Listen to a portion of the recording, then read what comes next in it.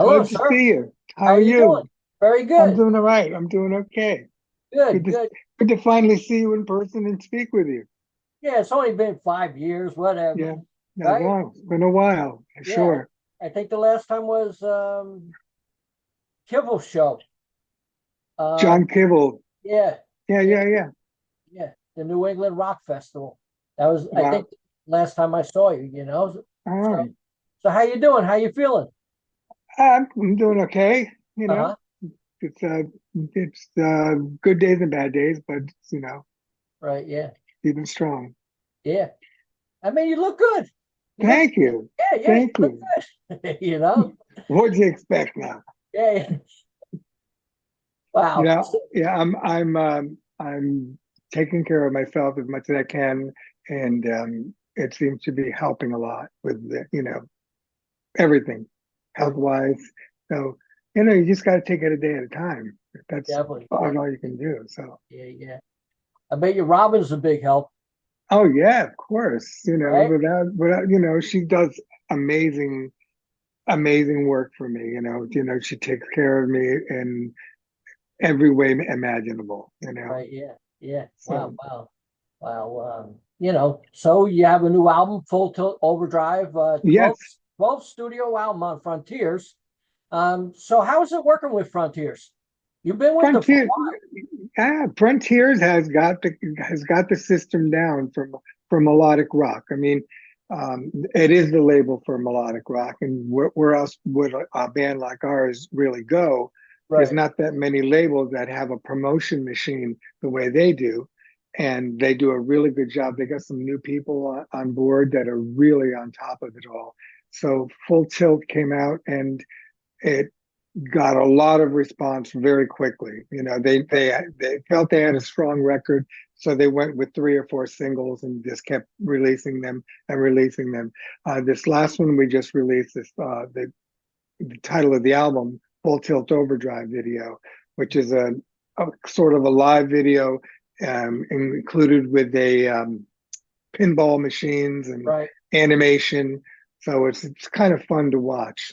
Yeah. Yeah. Well, Yeah.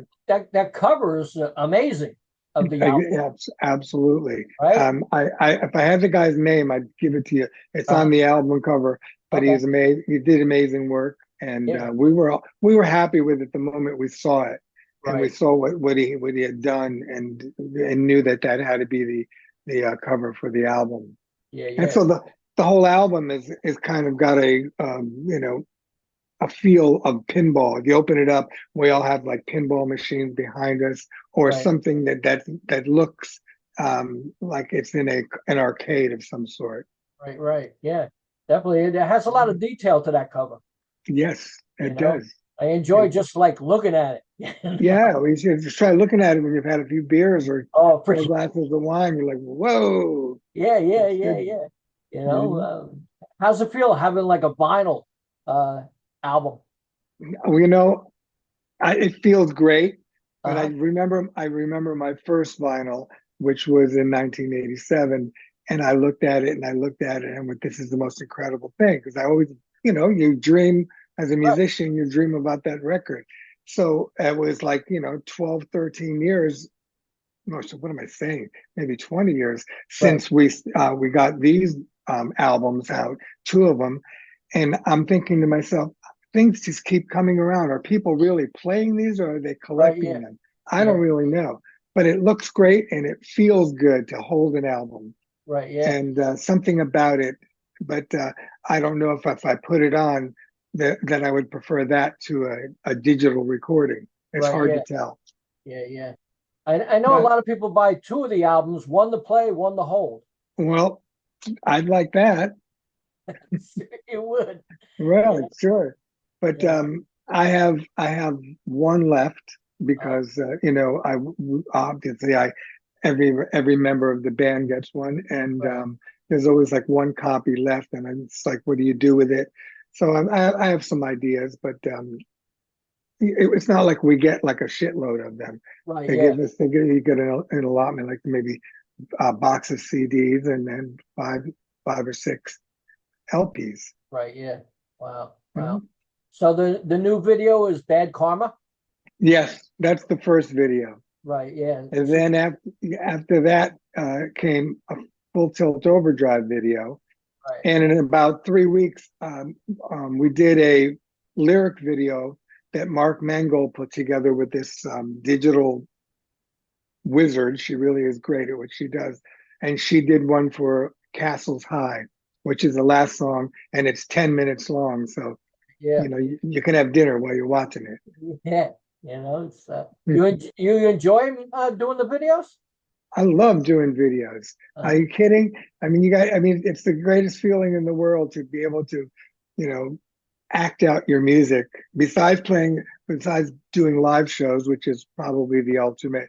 Doing videos, everything is confined, and you get, pick the best shots that you like, and you get to be part of creating the song or what you think the song should be like. yeah. It's Yeah. Definitely. Definitely. Do you feel that eventually you do more live shows, or you're done with that? No, I'm not done with it. I'm just trying to get a good report Right. and waiting for the report because there's a lot of treatments going on. And Right.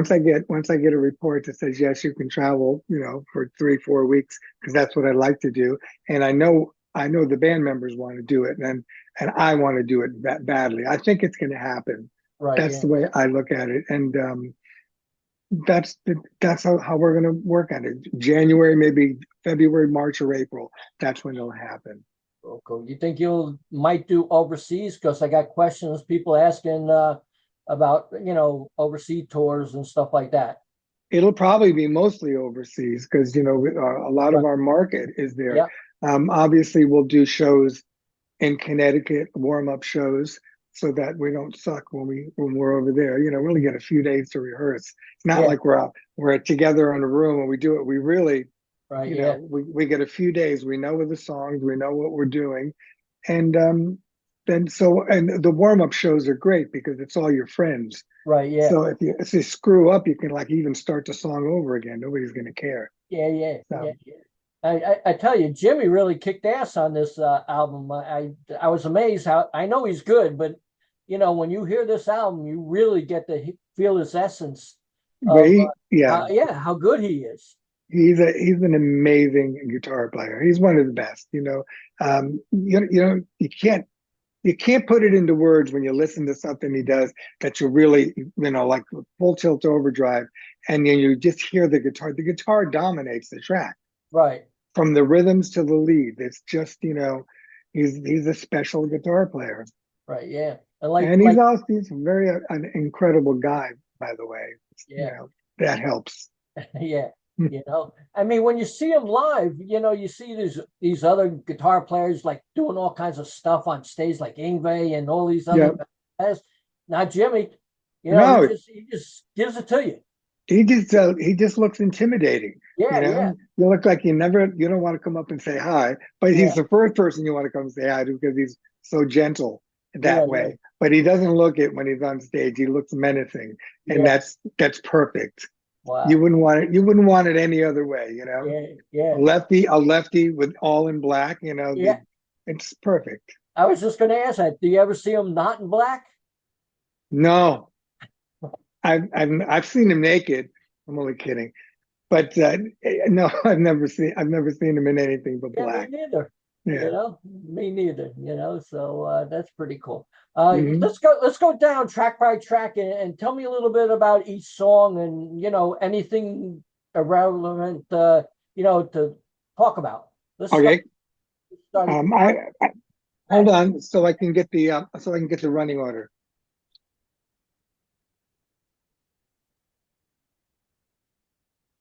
There's only one that I opened. So okay, here we are. Crowded Room. Right. Crowded Room was the first song that we did, and it I had an idea from a movie that I saw, a series I saw called Crowded Room, Right. and it was about somebody that had multiple personalities, and I was intrigued by it because I mean I never really paid attention that much to that kind of mental illness. Right. So after watching the movie, I gathered my thoughts and put it on paper what I'd like to write about, and Crowded Room, the lyric came to me very quickly.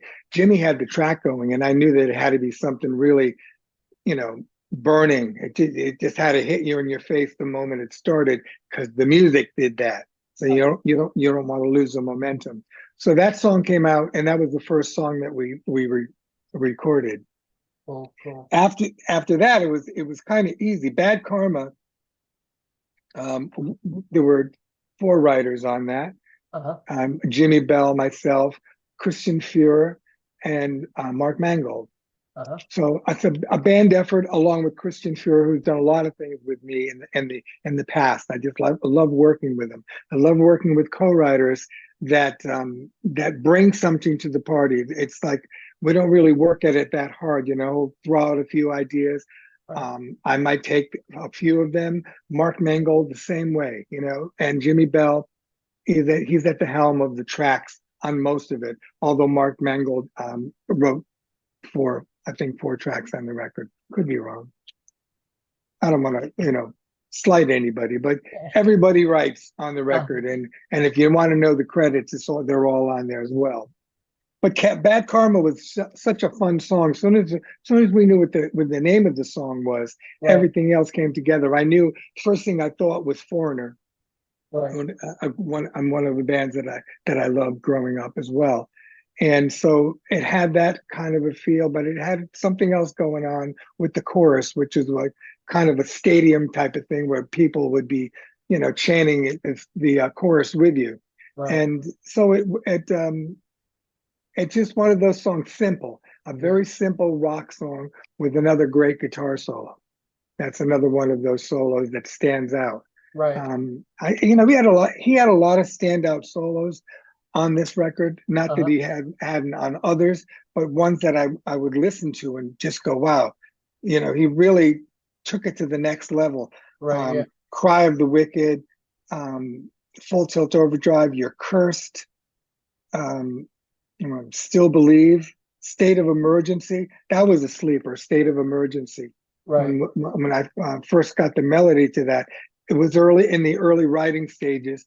Just didn't really know what it was going to be about until I started watching news and seeing all the homeless things happening in LA and the homeless stuff happening in San Francisco. I thought this is a good topic because people are seeing it every day, and it's something that should be brought. Not that I can do anything about it, but I thought I'd bring a little attention to the problem. So it's kind of a serious lyric with a real, very heavy track. So it turned out to be one of my favorites as well. And like I said, one of those things that you don't really know till the song is over and you got it recorded and you go, wow, that sounds, pretty happening. Very interesting. Lots of parts that all weave together really well. So, and then there's Castles High. Mark brought that to us, and he said it's like almost 10 minutes long. I said, oh, fuck. I said, 10 minutes? What are we going to do for 10 minutes on the same song, no less? Wow. We'd always have Jimmy play a solo for 5 minutes. But, it didn't turn out that way. It was planned out beautifully with the beginning. The storyboard was perfect. And that's why that one became the lyric video, because you have the lyric and then you have the backdrop of what the song is about. It's about a damsel in distress, obviously a fantasy, but back in the days of Game of Thrones type of thing.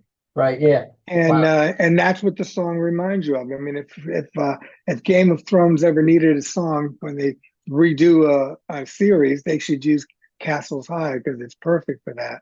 Dragons, fire-breathing dragons. It's all the stuff that I love. Wow. Did Frontier say anything to you about a 10-minute song? That I didn't even mention that it was 10 minutes. I just turned in the record, but they commented how much they loved that as the last song. They commented a lot about this record. They were very, very positive that this was the direction and what the fans wanted from House of Lords. I have to agree with them. because it really moved me in a way, the same as it does other people. Excuse me, a little tired sometimes. As I listen to it, I remember everything about it, the construction of it, and knowing that each step of the way we were doing something really special on this record. And it could have been many things. My inspiration on this particular record was very intense, and Right. I know the reason, and it's personal. But for Jimmy and for Mark Mangold and for Johan Koleberg, their inspiration was whatever it was that they were into what they were doing and what they were playing. It all gelled. Right. I'd love to do that again 5 more times. Wow. Cool. You know, Cool. I figured by that time I should retire. I just retired this year. Did You you know? really? Yeah, it's So February. if you retired, who's going to see this? No, I can do Oh, this all the time now. oh, I got you. Right. All right. I retired from my regular job, which I worked at for 46 years. Got Oh, okay. there, and now this is my main This thing. is your full-time job. Okay. Yeah. I thought, oh, that's good to know. Yeah. I needed a place to get medical insurance and all kinds of insurance for my whole family.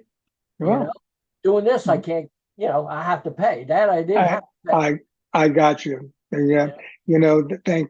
thank God that music was part of my life, and also financially successful for me.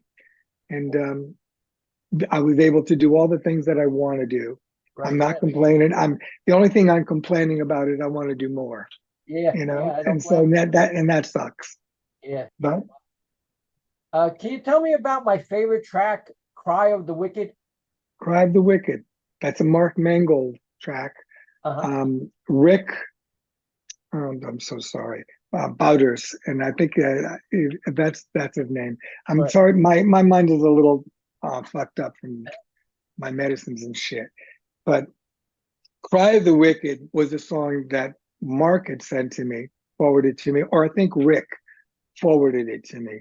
Uh-huh. And I heard it and I went, oh fuck, man, this is great. There's Yeah. just something about the song from beginning to end. Christian Fuhrer was singing the demo. Uh-huh. And so he sold the song very well. I was already convinced because I liked the structure of the song, and I knew that I could sing the shit out of it. Right. If I had the track, I would do it. So that track was sent to me in a more raw form, Right. and I put a vocal on it, and everybody loved it, and they said, "Let's go with this." And that it made it on the record with flying colors because everybody that we played it for loved it. Right. Yeah. I mean, So there's a lot of great songs on here. You have any particular favorite yourself?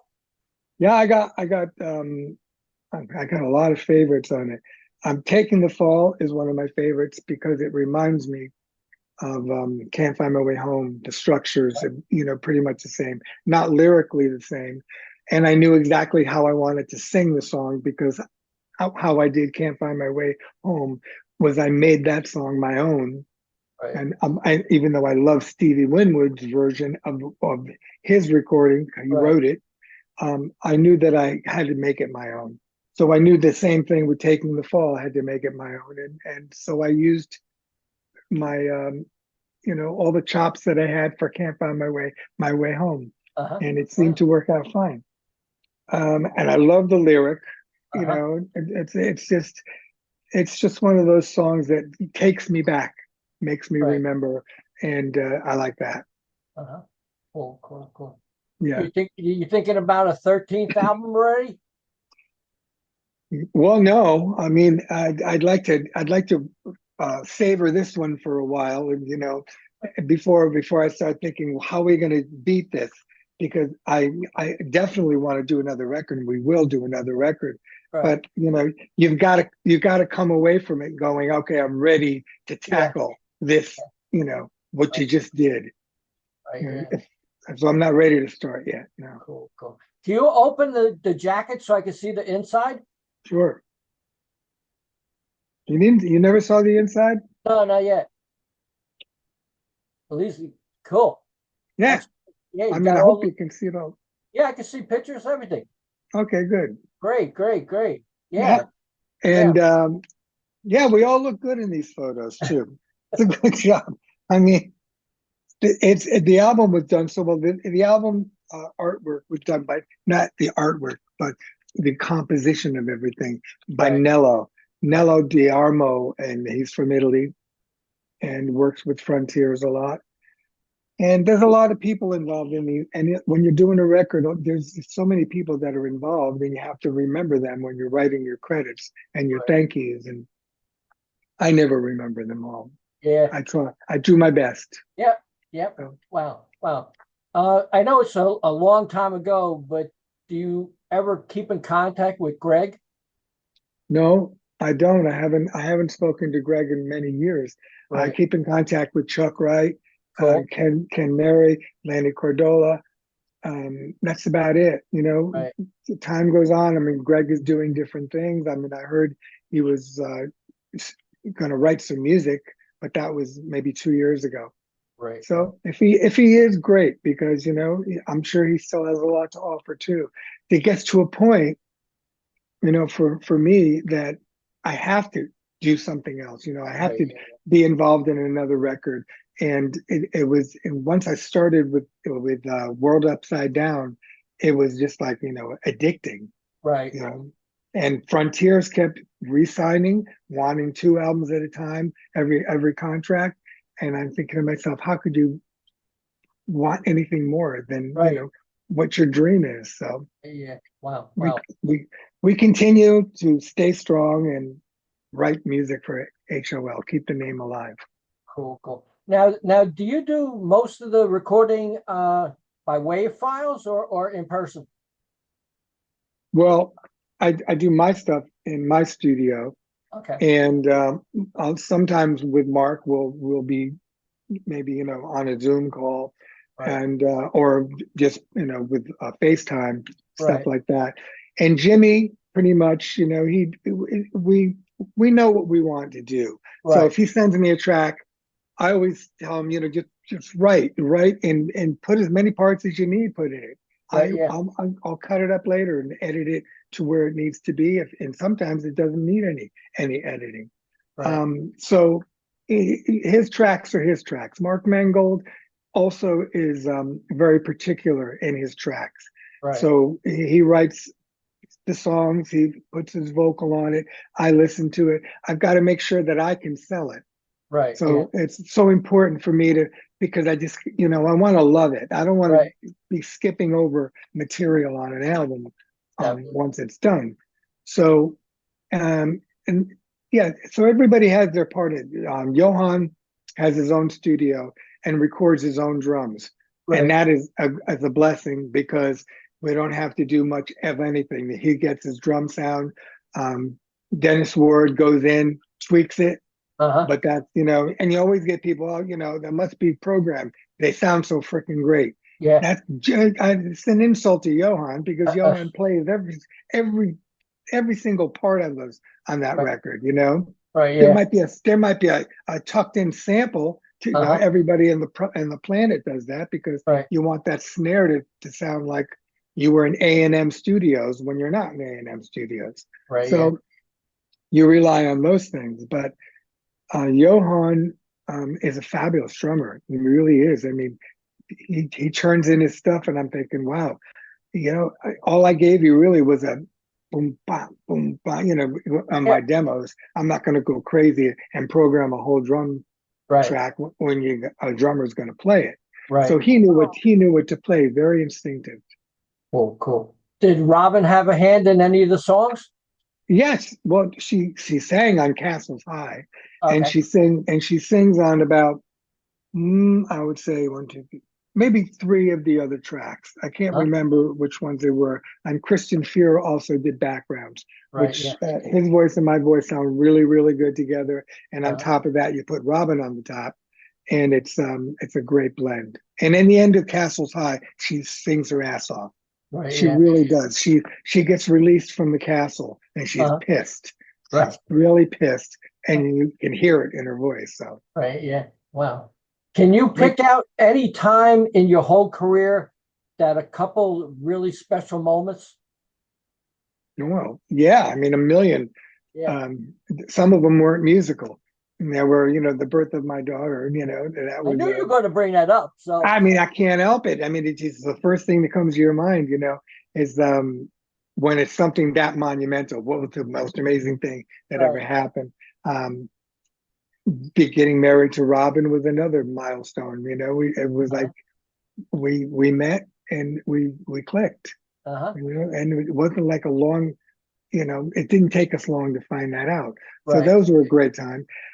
Musically, there were some really great times, but some really hard times came before that. And that would be me being in LA Right. and, trying to get a record deal, trying to get in any band that was signed. And it was kind of my last rope when the House of Lords thing came up. And I went through through the whole rehearsal process. Chuck Wright was involved because he had heard my voice before and brought me in to meet Greg Giuffria. I sang a few songs for him, and then from there went to Gene Simmons. And with Gene Simmons, it really wasn't an audition; it was a character interview, because he Right. had Yeah. already heard my voice. So, Right. but those were the time that period in my life you can never forget because it started the whole ball rolling. Right. And Yeah. it was when everything was being a rock star and having the best budgets, having the best tours, having the best hotels. I mean, Yeah. things are kind of tamped down now because it's a different time, a different era. But back then, we spent money like drunken sailors. Well, So cool, cool, cool. yeah. How is a new band supposed to reach out to audiences now these days? Before it was you used to send a cassette out and paperwork. Now no more of that. Like how do like bands reach people? Well, I think now it's a lot easier to reach people because you can actually record your own CD, Right. put it out on your own label, whatever you want to call that label. Um, it doesn't mean that you're going to get it heard right away, but at least you have something to, maybe get online, put it on your Facebook.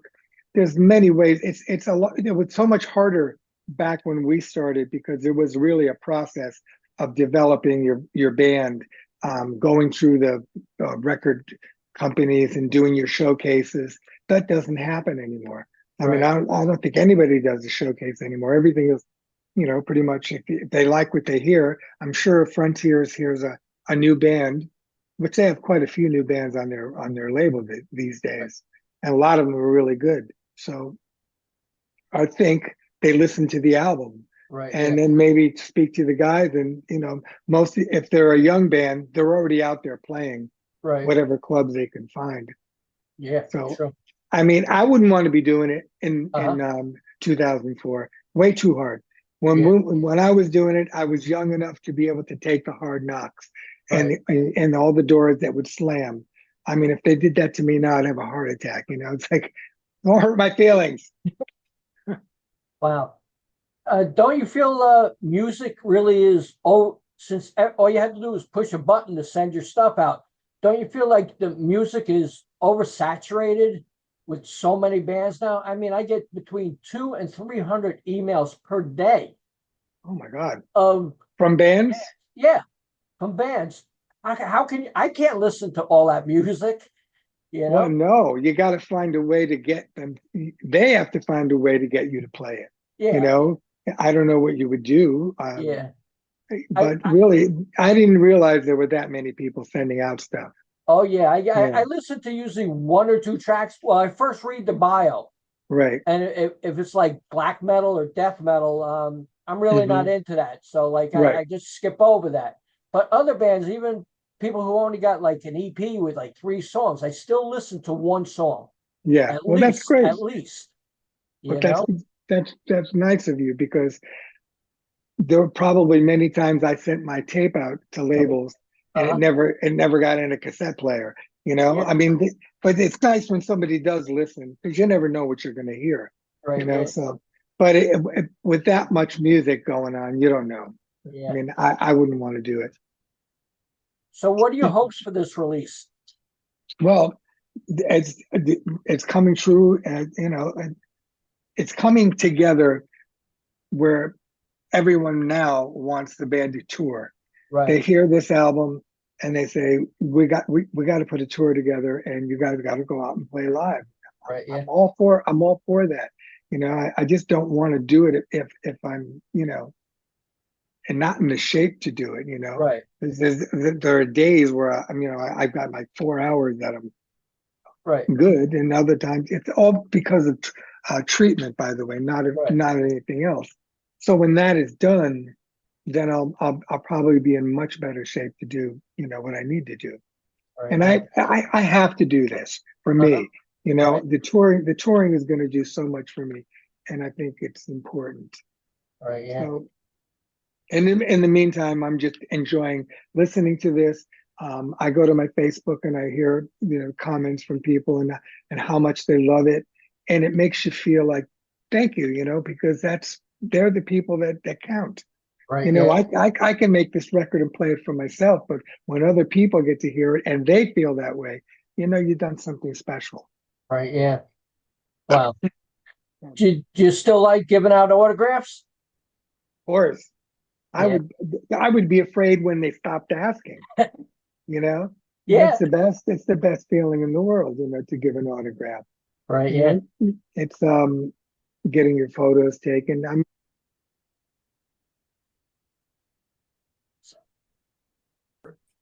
I've done a couple of things with Robin. We did some promotional things. Right. But by the way, she's doing another tour next year in October. It's the part of the what was it called? Anyway, Legends is going to be the tour. Jolyn Turner is on it, and a few other people. It's going to be a very, very good tour. I lost you in one of my ears, so I'm only hearing here. Okay, no problem. So, Rock Meets Classic, that was the name of her tour that she did, and she did it with Ian Gillan, and oh my God, Jimmy Jamison was on that tour. So it's kind of like that type of tour without the orchestra. Right. Yeah. Wow. Yeah. So that's going to be pretty great, and that's going to happen October 2025. Cool. Well, James, it was great talking to you, and thank you. Hopefully everybody supports this album. It's amazing. Thank you so much. Overdrive, 12th studio album from Frontiers. Did you see the video yet? Yes, I did. Okay, amazing. Good. All the videos great. I love. All right, I know that was one of my favorite. I mean, it was so much fun to do. Actually, going into an arcade and having the music playing while I'm actually playing a pinball machine. I thought, wow, this is the way it should be. Cool. Would you like to say anything to the fans out there? Thank you so much for picking up this album and picking up all the other albums that I've ever done. And I do it for them as much as I do it for myself. I love it, and I love that everyone else is into this record. Where can people order it? Not online. I know the Frontiers website has it. Amazon has it. Spotify has it, but you got to, or Amazon, yes. They download, and then you can actually purchase the hard copy there too.